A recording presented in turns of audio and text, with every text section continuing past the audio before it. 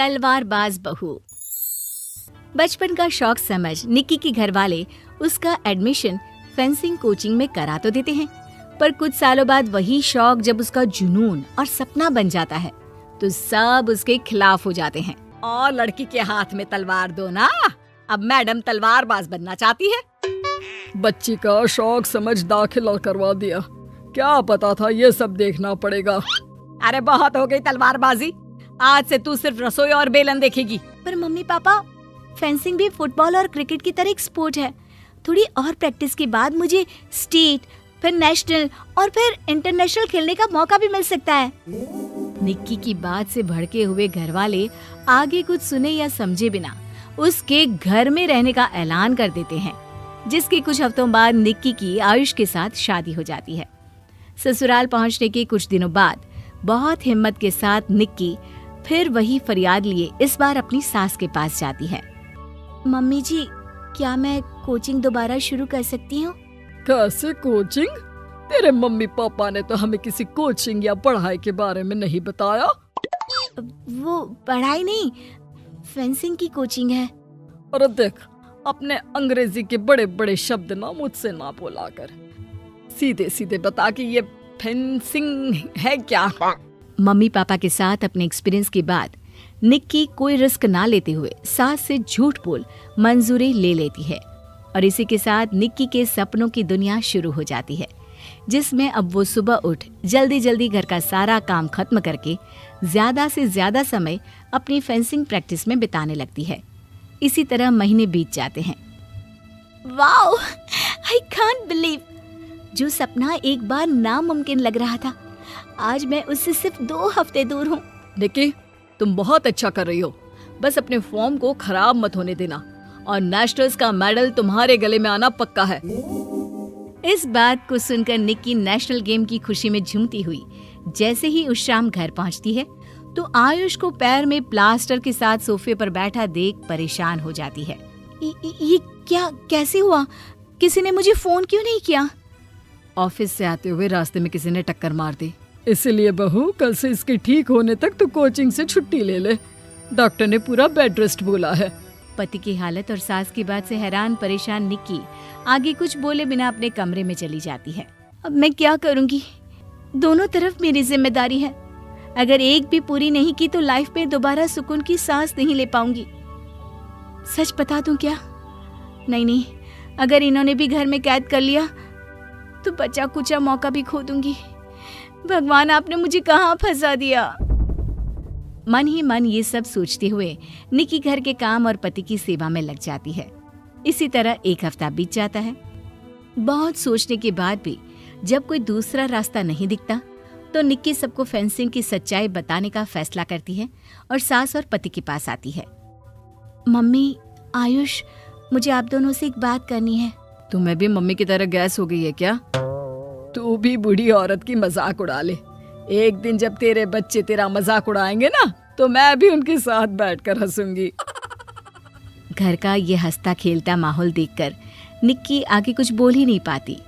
तभी गोलियां चलने की आवाज सुनकर सब डर जाते हैं और कुछ आतंकवादी घर में घुसकर सबको बाहर निकाल देते हैं, जहां उनके एरिया के बाकी सब लोग भी इकट्ठा होते हैं। कोई किसी भी तरह के होशियारी नहीं करेगा, हमें बस कुछ समय के लिए चुप रहने की जगह चाहिए, इसलिए अगर तमीज में रहोगे तो जिंदा बच जाओगे, और अगर मरने का ज्यादा मन हो तो अपना सीआईडी वाला दिमाग चला सकते हो। डर की वजह से कोई इसके आगे कुछ नहीं बोलता। कुछ घंटे इसी तरह आतंकवादियों की कैद में बैठे रहने के बाद निक्की की सास गुस्से में चिल्लाने लगती है। अरे तुम कल मुँहों को आम लोगों को परेशान करने के अलावा और कुछ नहीं आता क्या? मैं कहती हूँ, अरे एक एक को मेरी बद्दुआ लगेगी, कोई जिंदा नहीं बचेगा। ये अब क्या कर रही हो मम्मी? सॉरी, वो परेशान हो गई इसलिए कुछ भी बोल दिया। प्लीज इन्हें छोड़ दीजिए, अब कुछ नहीं बोलेंगी। अरे तू डरपोक की तरह इनसे माफी मांग रहा है, कुछ तो अपने पापा के गुण ले लेता। अगर आज वो यहाँ होते तो इतनी देर में सबका गला काट चुके होते। क्या मतलब? नहीं मम्मी, प्लीज दोबारा वही सब शुरू मत करना। आखिर कोई मुझे भी बताएगा कि बात क्या है। तेरे ससुर जी अपने समय के सबसे बेहतरीन और उम्दा तलवारबाज थे। कोई कितनी भी बड़ी बंदूक या कितने भी ज्यादा हथियारों के साथ उनके सामने क्यों ना आ जाए, सबको एक एक करके चित कर देते थे। वाह, ससुर जी और क्या क्या करते थे? निक्की का इंटरेस्ट देख सास उसे ससुर जी और उनकी तलवारबाजी की कहानियां सुनाने लगती है, जिन्हें बहुत देर तक सुनने के बाद अपने आप को रोक ना पाते हुए निक्की आखिर उनसे तलवार के बारे में पूछ ही लेती है। मम्मी जी, क्या पापा जी की वो तलवार आज भी आपके पास है?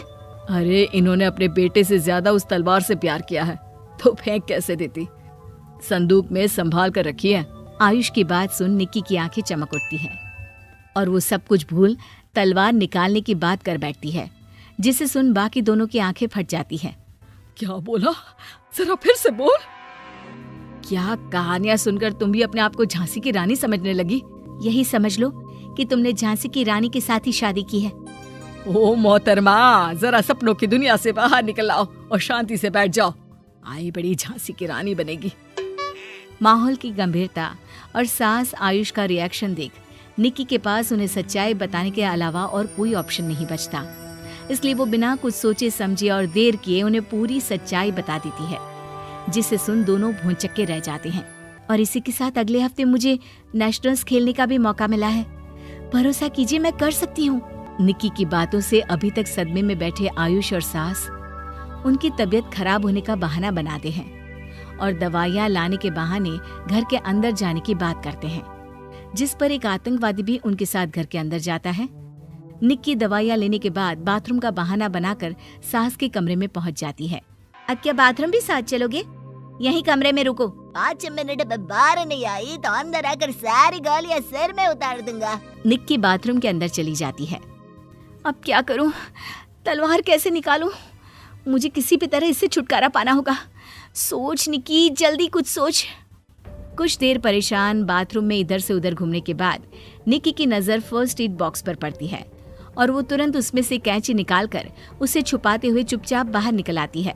हो गया तुम्हारा सारा नाटक खत्म, अब चुपचाप ये दवाइयाँ उठाकर बाहर चलो।